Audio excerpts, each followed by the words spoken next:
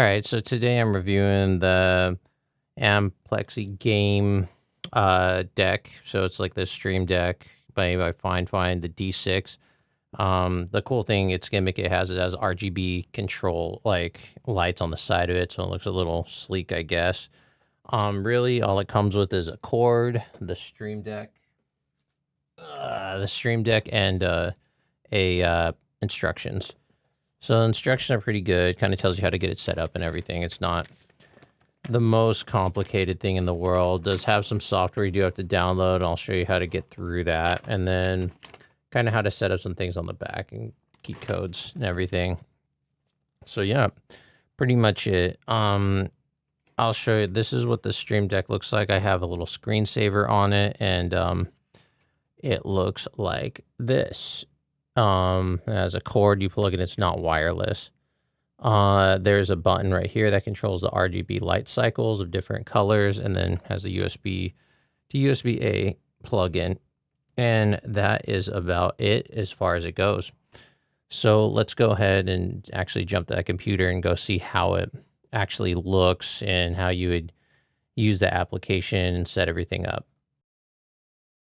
Here's the website that you go to. It's just, I'll leave it in the link below, the Fifine products. And then you literally scroll down and it has for download for Windows, download for Mac.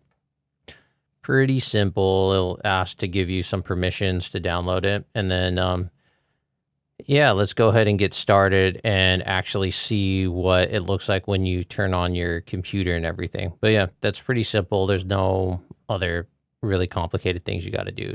So yeah, let's go ahead and actually jump to the desktop and see what it looks like and everything and what cool things you can do with it. Okay, so after you start up the Fifine, you can give yourself a little screensaver to when your computer starts up. As you can see on the screen here, it has it showing kind of my little 80s screen I have on there. It also has an RGB light on the side. Can't really see it with the camera. So with that, it usually will automatically open, but sometimes it won't. And then just kind of like if it's sitting there, you don't really want to use the application. You want to like have something pretty, I guess, look on your desk, look with a picture, then you can have that. So right here is the application itself. It should automatically turn on when you have it engaged. So as you can see, and then the screen changes to all my stuff. So let's go ahead and look here. So I have different controls for my Focusrite controls. I have Reaper, Adobe, OBS, just normal Chrome, or what is it? Microsoft Edge. I don't remember what it's called. Amazon, different videos, Discord, and then just for social media for play. This is my own little personal one. And then these two special buttons down here for Discord, one for muting myself and then one for just the getting away. So you can have any images you want to put on there. Some of these are custom. They look kind of a little bit funny when you put regular images on, so but you can add any image you want to them. So let's start with a blank scene. So a blank scene, you can create a folder, scene brightness here. That's not that big a deal. Here's where most of your tools are at. So if you want to add a website, you would literally put that there, website. You'd go and you'd put in the whatever title you want. So if you wanted just to be anything, so you just put that there, and then that would be your website. So if you wanted to have YouTube, then you would have that. And if you want to go specifically to a homepage, and you would just click, put the URL code in there, and then bam, you have it. But it'll still have this blue funny thing on there. So later I'll show you how to add just add a picture onto it, so you actually have like an actual YouTube picture. Going on hotkeys, this is pretty much whatever actions you want.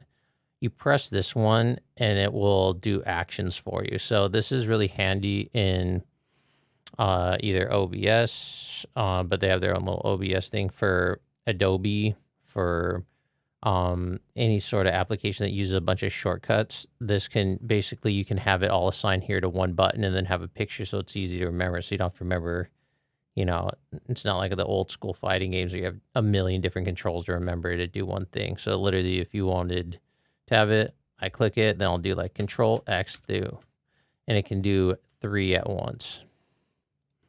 And then, or you can do D. So observe, Shift, 3, and you know, whatever you want it. So that's what that does. Mouse events. So mouse events would literally show you where the access is and like if you wanted to click to open one specific thing. So that's what that does. Pretty much like if you had something that you always wanted to consistently click over in some corner, kind of helps out. There's different applications for it. Just opening something, this would be you literally going to a file and opening it. For some reason, it cannot connect to it, or you want to open something, you always are recycling something, you recycle bin, so you open it up. Like I said, title, put there. You can also just find the file. Text. Text is interesting, so you can have it be where it automatically creates a text where literally you would enter a key after pressing, it'd send, and it's kind of cool to be able to send a predisposed message.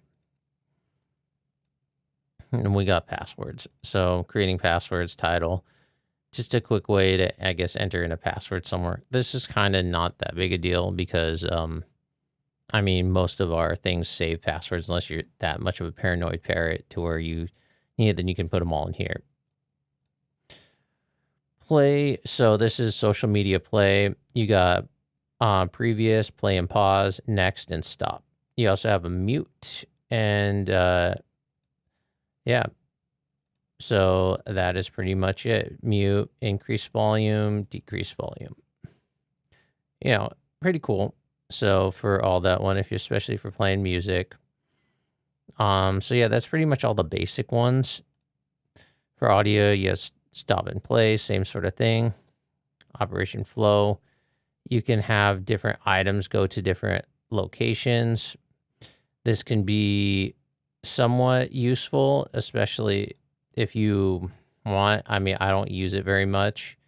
And then I don't really do too much streaming with OBS, but you can see it has recording. Streaming just kind of has everything set up that you want it for OBS. Mix shortcuts. I don't use those too much, but it's just stop and start recording. Has a mix plugin, install. Different ones for different things that you're going to be using. So same thing. YouTube has chat viewer. I don't really stream on YouTube. I guess if I did, just different notes, calendar things, system performance, like monitoring your CPU if I wanted it on there. Then it would do that as well. Hard disk, different things. Universal time with time counter, and then weather. So, yep, that's pretty much it as far as it goes. If you click this little toggle here, and then this says general, what language you have it in, this is where you'd actually put a screensaver on. So whatever little thing you want on there, when you close the program, I had that little 80s synth looking thing. You put that there, and that's kind of your screensaver. And you can choose when you want it to turn on or off.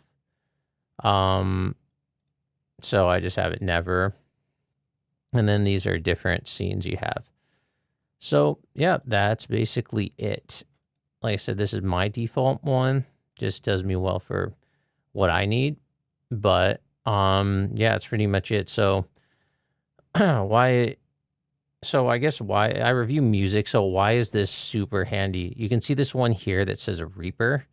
So let's go ahead and open up Reaper, and then we'll kind of go into how you could use Reaper for this. All right, so I said that you could use this like for music. So the one thing that I could say about the Fifine is you could make music or like Adobe editing really quick. So all these hotkeys, especially here, you could then start to do some complex stuff with them. So let's go ahead and click on Reaper. Now what I have here is cut, undo, redo, copy, paste, going forward, pause and starting, going to the end, looping, saving, adding a new track, rendering my file into WAV file, recording, and then zooming in and out of tracks. Most common things I'll use. So with that, like you see, I just have like a track here pulled up. Let's say I wanted to add a track, literally would just come here to track and then boom. Now I don't want that in there anymore. Undo. One button. Now I want to play and see where part I like. Stop. Let's say I want to cut that part. I can literally just boom, I cut it. Oh, I don't want to do that. Undo. Redo. Or if I want to copy, like I click on this part, I'm like, I want that part to be copied there. And then I move over here and then paste. With that, it's all just one button. So this can make things super quick when you're editing. And that's why I think it's good to bring this up. There is one downside about it. So with when it comes to like the Stream Deck, they have actual MIDI controllers, so you could turn it into a full MIDI system. This is just a hotkey system here.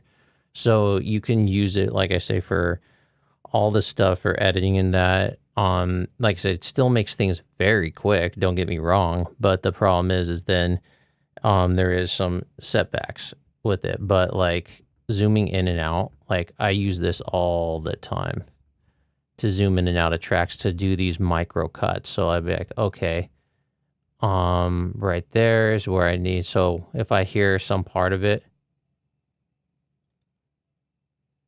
I'm like, okay, right there, I need that part cut. Boom, now I can cut it. And then I can, lower the pass filter there or whatever I'm going to do with it. And then, then I can zoom back out. And then, yeah. But like I said, if it's all screwed up, then I just undo it right there. Super convenient, all this.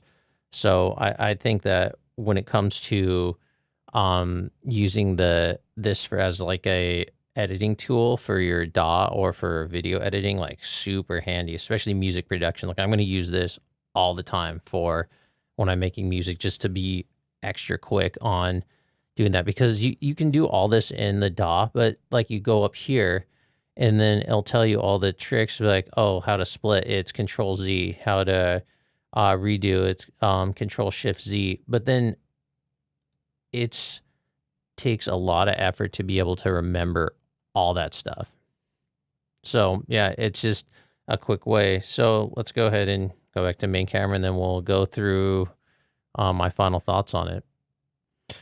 All right, so final thoughts on the Stream Deck. So this one, it's cheap and affordable. You can get it like whenever Amazon Day or any like Black Friday comes on, you can probably get this for like super cheap.